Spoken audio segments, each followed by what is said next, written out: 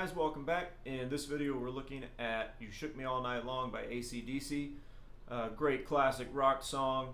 Another one that uses G major, C add 9, and D major. I feel like I've been doing a lot of videos with of songs that use those chords, but we expect that to be the case because those are three very commonly used chords on the guitar, and they obviously go well together. And this song is a great example that you don't need a lot to come up with a great riff. These guys were awesome at that. Alright, so we'll just go over the chords briefly here. For G, I'm really using a G5. So no 5th string on this one. I've got my middle finger on string 6 fret 3, string 5, muted by the pad of the middle finger there. Just naturally resting on it. I'm not pressing on it, it just naturally touches it and mutes it.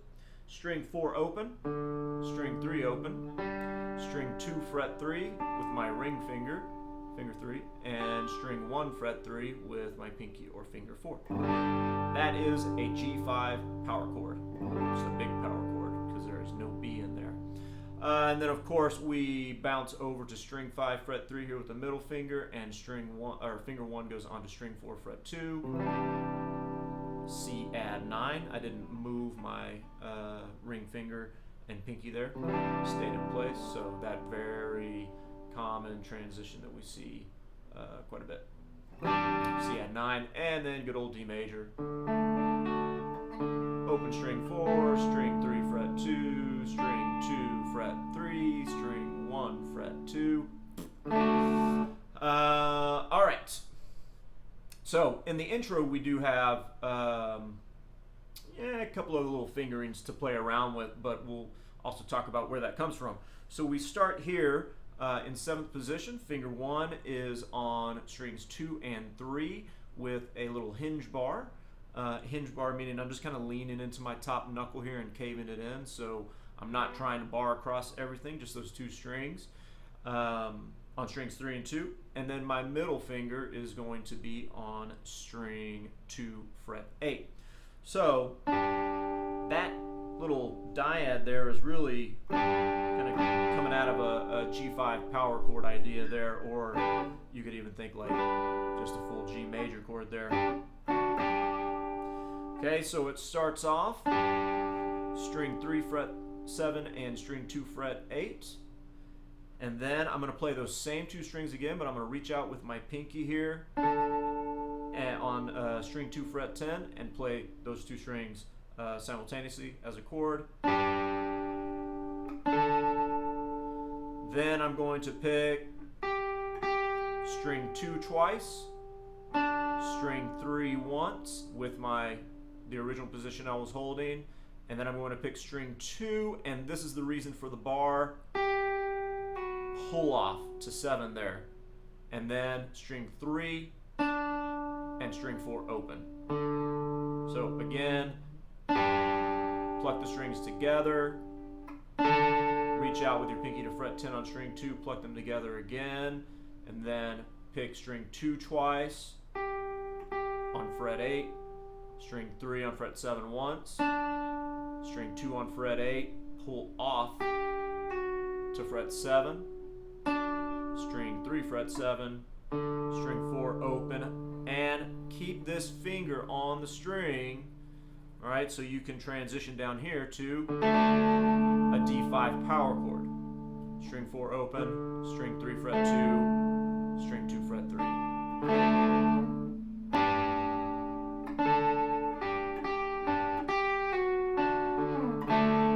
Alright, that's that guide finger idea.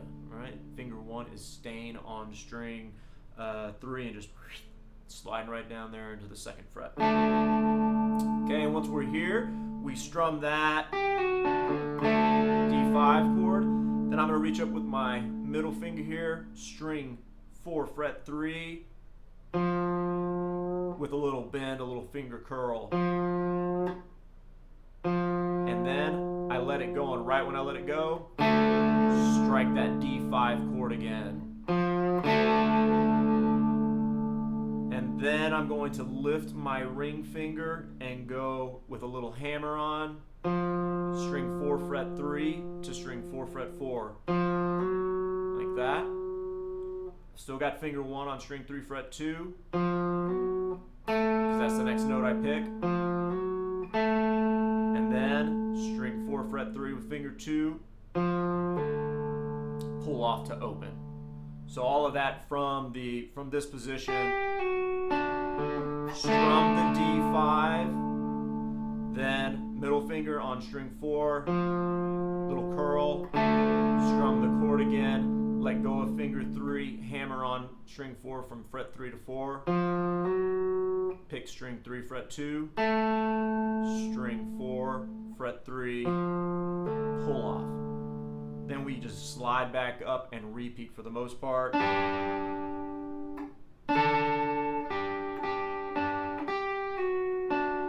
But when we get here, just strum the D5 chord and you're done. So let me just loop that at a couple speeds for you guys.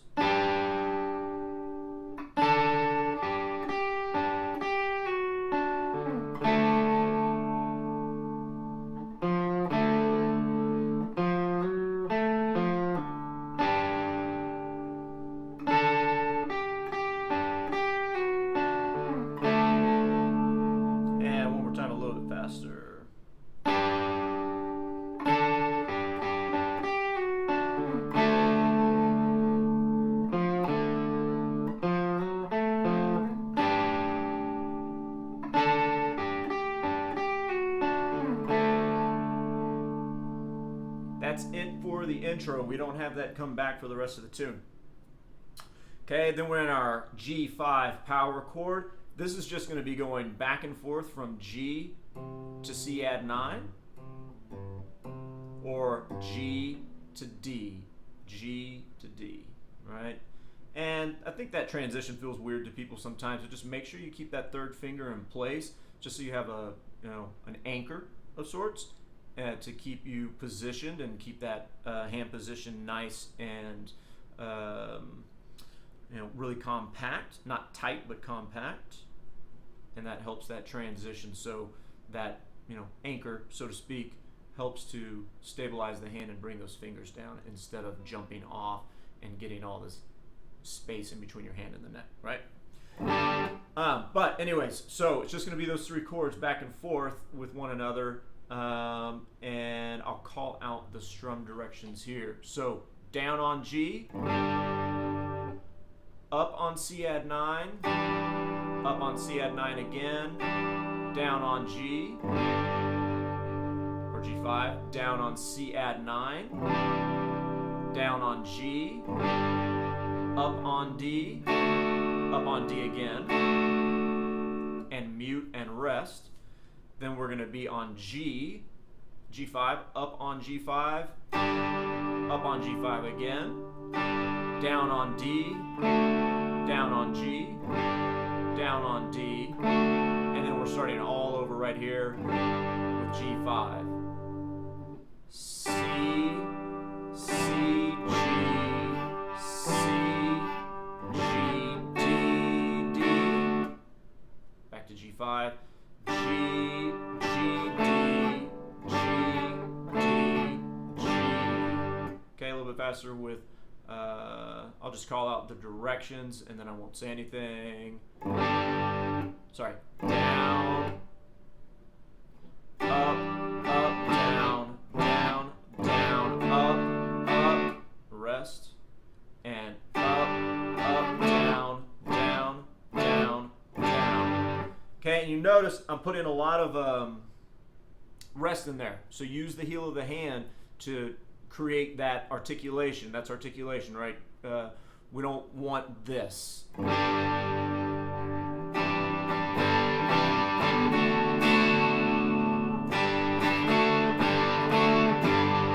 It's just not as tight, it's not as clean, and you have to think of rest and silence as just as much music as the chords or notes that you are playing. Those things work in conjunction with one another. Okay, without saying anything, I'll just play it at a couple speeds here. The verse section.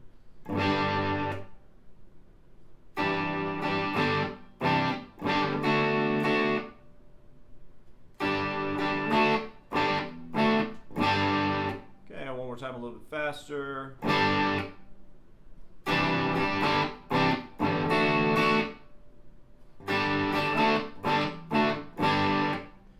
Now, when you're transitioning into the chorus, it's just going to be a D chord. And then you go into the chorus. So you're just strumming that D chord down, down, down. And you'll hear that in the audio. Okay, chorus, starting with a G5 chord, strummed down twice. And we've got a little bit more note picking here, a little bass line. We walk up to the root of the C add 9 chord, so that's open, string 5 fret 2, string 5 fret 3. Then we're going to pick string 3 open and string 2 fret 3. So I left that ring finger in place from my original G5 chord. Open, 2, 3 on string 5, sorry, and string 3 open, string 2 fret 3.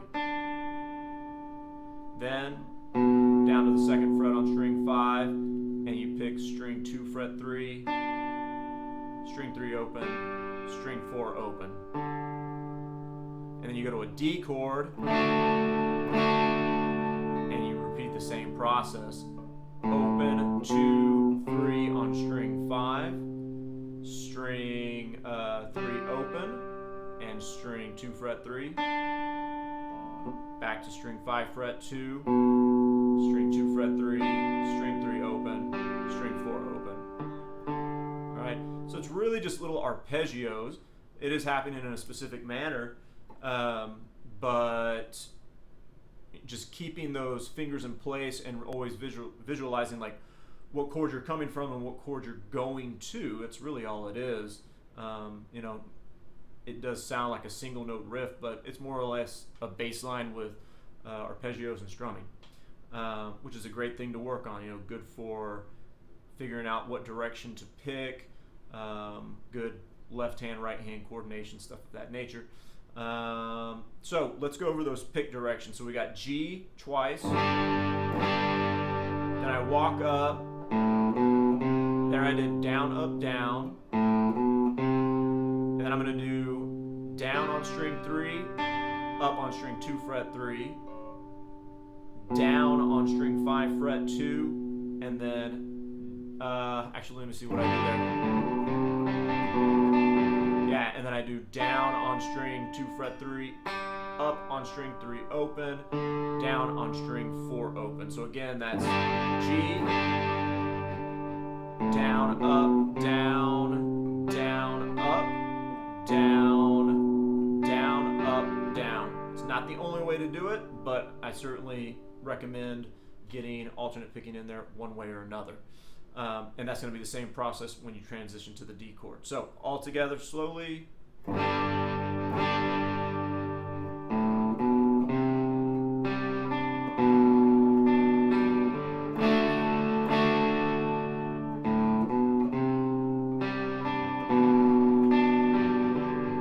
Okay, a little faster.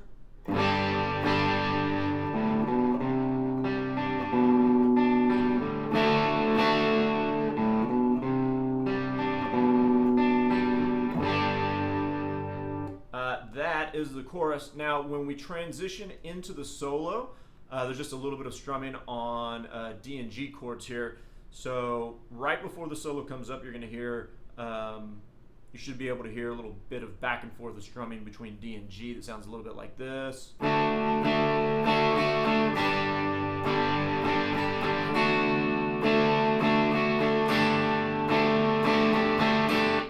Okay, so that's on a D chord.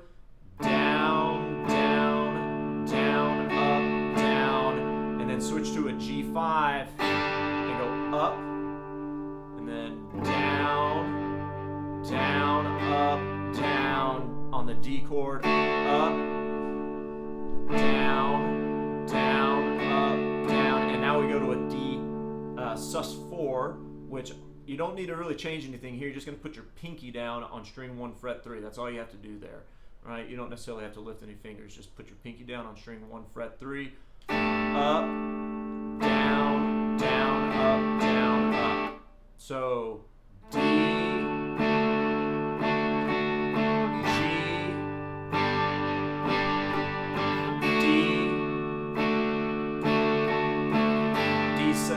chorus 4, sorry. A little bit quicker.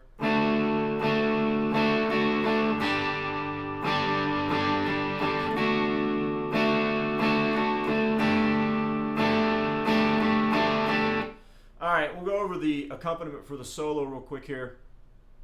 It's very similar to the chorus. I mean, it's the same chord progression, just some slight little changes where we're not doing the chord arpeggios. Okay, so it's going to be G5, walk up, open 2 on string 5, and then strum your C add 9 chord. Then just walk your finger back to the 2nd fret, but we're going to strum that. That's G over B. Alright, same thing that we've been doing, we just weren't strumming the chord previously. Now we're strumming strings 5, 4, 3, 2. And then D. Open 2 on string 5. C add 9. G over B. And then G5. Okay, so altogether that is.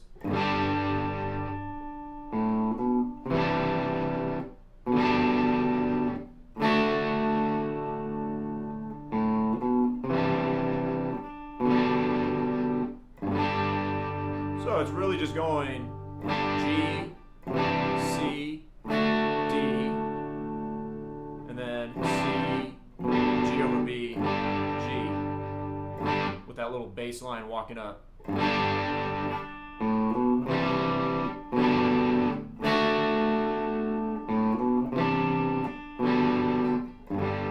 Alright, that's the accompaniment through the solo, then it goes back into the chorus, and you go back into the little arpeggios.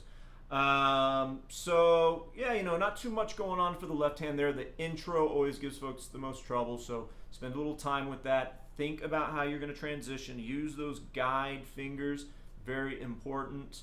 And if you have some tab in front of you, then you can write your pick directions, your pick arrows along the tab to make sure that you're following that until it starts becoming second nature. Because if you're not already doing it and you do it once and you think you have it, it's not going to be there, right? You got to do it multiple times and just kind of reinvent that muscle memory, so to speak. Yeah, I think that's it, guys. Have fun, and let me know if you have any questions. See you in the next video. Thanks.